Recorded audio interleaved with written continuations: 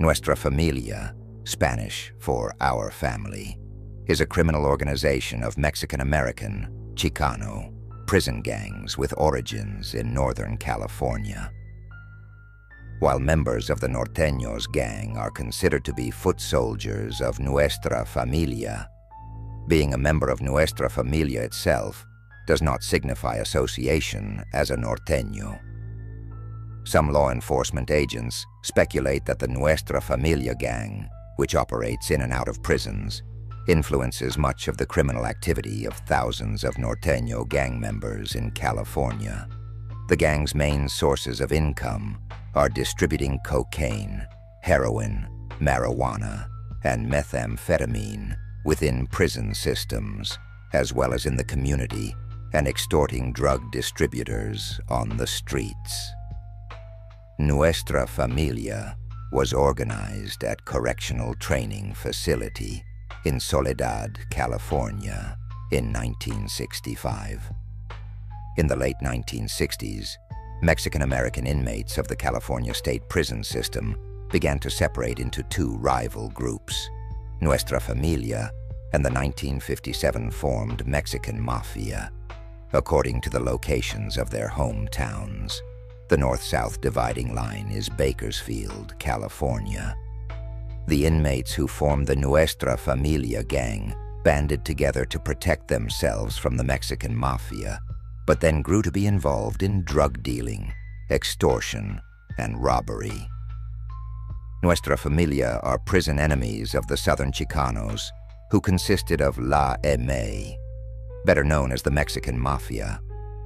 While the Mexican Mafia had initially been created to protect Mexicans in prison, there was a perceived level of abuse by members of La M.A. towards the imprisoned Chicanos from rural farming areas of Northern California.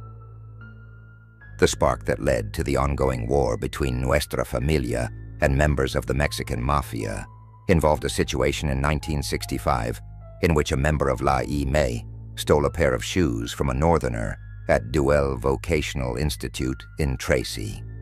This event put into motion the longest-running gang war in the state of California.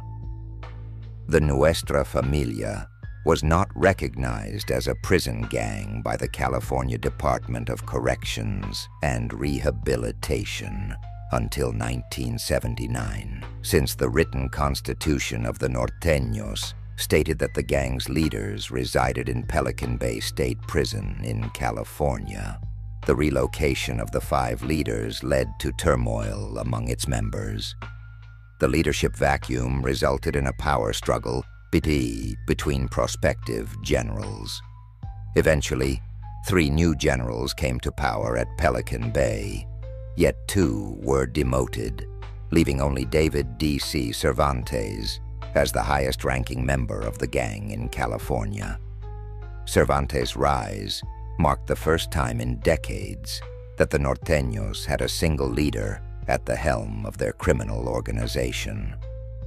The remaining leadership of the organization in Pelican Bay consists of Daniel Stork Perez, Anthony Chuco Guillen, and George Puppet Franco. While all Nuestra Familia soldiers and captains in California are expected to follow the orders of Cervantes, a small percentage of the gang remains loyal to the former generals and captains imprisoned in Colorado. Former California Governor Arnold Schwarzenegger had complained that keeping the 5 remaining gang leaders located in the same prison only continued to add to California gang violence, and that they should be scattered throughout different prisons. While the recognized leaders of Nuestra Familia in Pelican Bay ask that members respect the former leaders, they have been effectively stripped of their authority. While Nuestra Familia is primarily a Chicano gang, membership sometimes extends to other Latinos as well as non-Latinos. Members of the organization are considered to have taken a blood oath to join the gang and are considered lifelong participants. Nuestra Familia's written constitution allegedly states that no member should prioritize women, money, or drugs over their membership in the gang. Membership in the gang extends beyond prison. Women are not allowed to become full-fledged members of Nuestra Familia, but are sometimes used for communication and drug-running purposes, as they are considered less likely to be noticed by law enforcement agents. The NF has a formal written constitution and a membership of approximately 250, with an additional 1,000 associates. Members of Nuestra Familia are known to wear red bandanas, red rags, to identify themselves. Other symbols include use of the number 14 or 14, as the letter N is the 14th letter of the English alphabet. Nuestra Familia members often use the image of a sombrero with a machete as their gang symbol.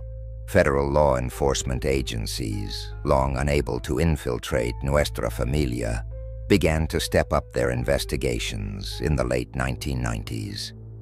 In 2000 and 2001, 22 members were indicted on Racketeer-Influenced and Corrupt Organization Act, RICO, charges, including several who were allegedly serving as high-ranking gang leaders while confined in Pelican Bay. 13 of the defendants pleaded guilty. The other cases are still ongoing. 2 of the defendants faced the death penalty for ordering murders related to the drug trade. The largest of the federal investigations was Operation Black Widow. At the time of Operation Black Widow, law enforcement officials had estimated that Nuestra Familia was responsible for at least 600 murders in the previous 30 years.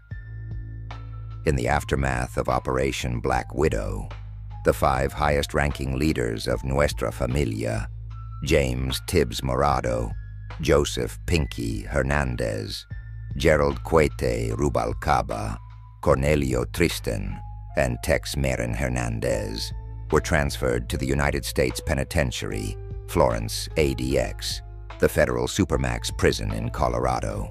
In April 2010, federal and local law enforcement agencies concluded what was considered the most significant effort to dismantle the Central Coast leadership structure of Nuestra Familia. After months of investigation, at least 37 alleged gang members were arrested during the raids conducted. Law enforcement authorities seized 40 pounds of cocaine, 14 pounds of marijuana, and dozens of firearms. On June 11, 2013, Santa Clara County District Attorney Jeff Rosen announced the indictment of 48 Nuestra Familia associates on 77 felony charges, ranging from drug dealing to murder.